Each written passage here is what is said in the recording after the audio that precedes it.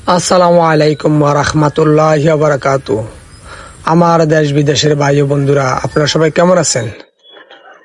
এই যে দেখেন, আমাদের নোয়াখালী সোনাইমুড়ি রেলওয়ে স্টেশন অনেক সুন্দর, ওয়াও, অসাধারণ।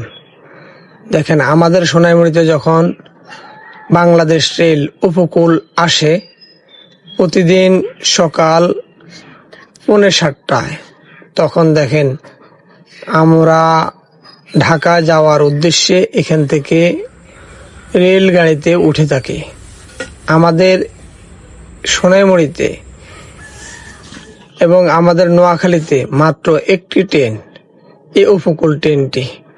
আমরা বাংলাদেশের ডক্টর ইউনূস স্যারকে আবেদন করতেছি, অনুরোধ করতেছি, স্যার আপনি আমাদের নোয়াখালীর জন্য আরো একটি ট্রেন বিদেশ থেকে ক্রয় করে এনে আমাদেরকে উপহার করুন।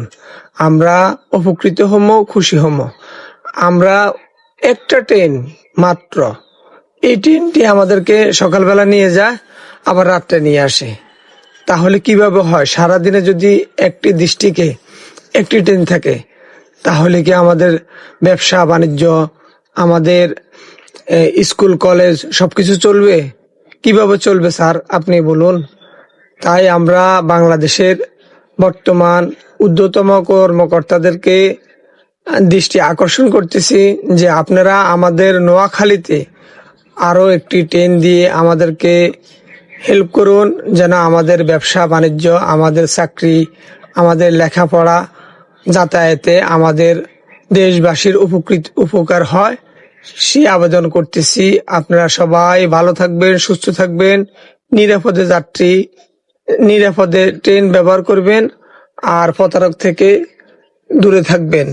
কারো কাছ থেকে কোনো কিছু খাবেন না, কারো সাথে বেশি মেলামেশা করবেন না।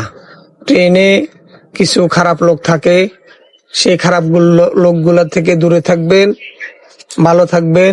সব সময় নিজের মালামাল নিজে রক্ষা করবেন। আল্লাহ হাফেজ।